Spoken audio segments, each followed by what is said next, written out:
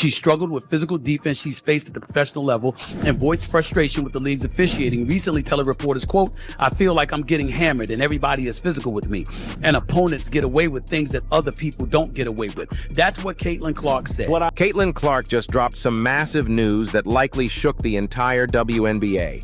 She's leaving America. Honestly, are we even surprised? Most of you tuned in just to watch her practically carry the league on her back this season. Now she's officially had enough. That's right, she's done and walking away for good. But can you really blame her? What I am upset about, it's like, hey man, your meal ticket is under constant attack. There's been dirty plays all season. Clark has faced physical challenges from defenses at the professional level and recently voiced her frustrations with the league's officiating. She told reporters, "I feel like I'm getting hammered. Everyone's physical with me, and opponents get away with things others can't." The truth is, this league didn't deserve her. Those guys, they're the racists, when really, y'all are the racists. The people coming up with excuses to hate Caitlin Clark and the new fan base that she brought. She dragged a forgotten team to the playoffs, shattered attendance records, boosted ticket sales, and made her jersey a top seller. And what did she get in return? A cheap eye poke, shoulder hits, technical fouls, baseless accusations of racism, and a label of being rude. It's important that we point this out. One of the things that I brought up this morning in talking about Caitlin Clark is that some of the players, you want to use the word jealousy, fine. You want to use the word envy, fine. If Caitlin Clark is the quote-unquote savior, if she's the golden girl, milk it. The real problem? Her team didn't support her. The Indiana Fever's playoff hopes were crushed in a devastating 87-81 loss to the Connecticut Sun. Clark was out there playing like her life depended on it, dropping 29 points, 10 assists, and 7 rebounds. But her teammates? It looked like they were napping while Clark was a one-woman show. They fumbled, missed crucial shots, and made rookie mistakes, leaving Clark to shoulder the load alone. Reality is knocking on the door of the porta potty. The truth is finally coming to the light. The same light that is going to be dimming here in about 12 hours when Caitlin Clark is eliminated from the playoffs.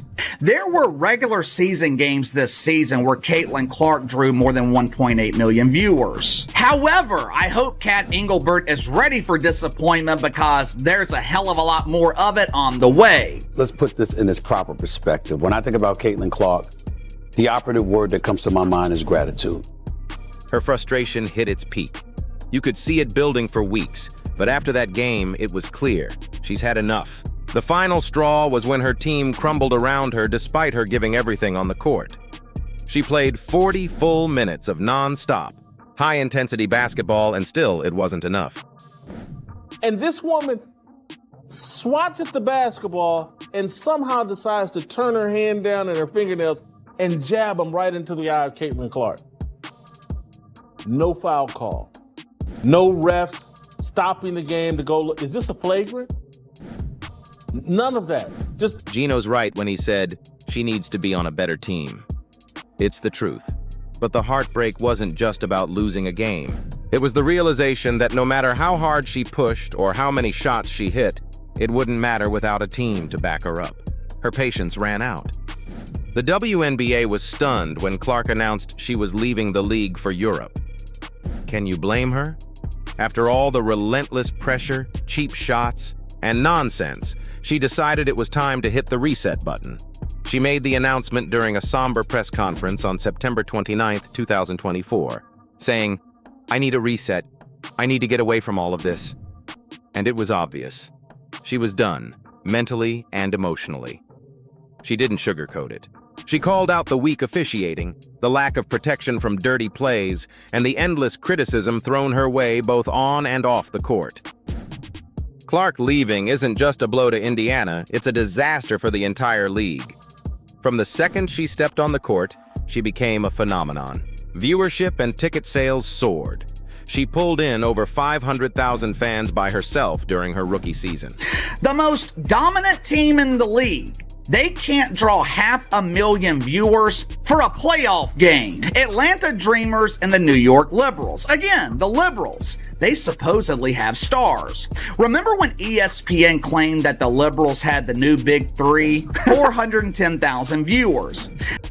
Indiana Fever games went from empty seats to packed arenas, with the team leading the league in attendance. But if you're not delivering the product and you're not making the revenue and you're not, giving people the entertainment that they want, then you're not going to make any money and your league is going to suck. She's the golden goose. I'm simply saying the issue is about marketing versus basketball. The merits of playing basketball compared to the merits of bringing marketing into the equation to influence potential decisions. But now, poof, it's all gone. Clark's presence didn't just drive ticket sales, it also boosted merchandise. Her jersey became the best seller in league history, surpassing legends like Sue Bird and Diana Taurasi. TV ratings skyrocketed when she played, drawing more viewers than games featuring the league's biggest stars. But all of that was erased the moment Clark decided she'd had enough.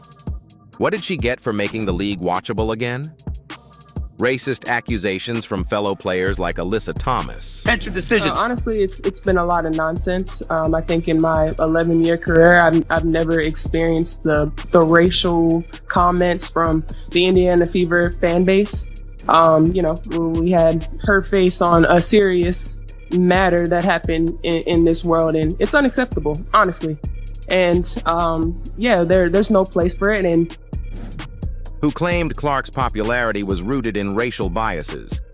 Even during the playoffs, she endured dirty plays, like getting poked in the eye by Dijonai Carrington and targeted with cheap shots by Candace Carter. The refs? They were nowhere to be found. That was on purpose. Is Caitlin Clark making too much of it? Is she exaggerating it, trying to get the call? You can think both things. You can think, hey, this is on purpose and it's a dirty play. But you could also think, is Caitlin Clark making too much of this? What I am upset about is like, hey man, your meal ticket is under constant attack. There's been dirty plays all season. Because it's Caitlin Clark and she can't do that game. So now, Clark is packing her bags and the WNBA has to face the consequences of losing its brightest star. Without her, the Fever's attendance numbers and financial success are bound to collapse. The WNBA had never seen numbers like the ones Clark brought in. But now that she's leaving, they'll have to figure out how to survive without their golden goose. Just everybody moved on.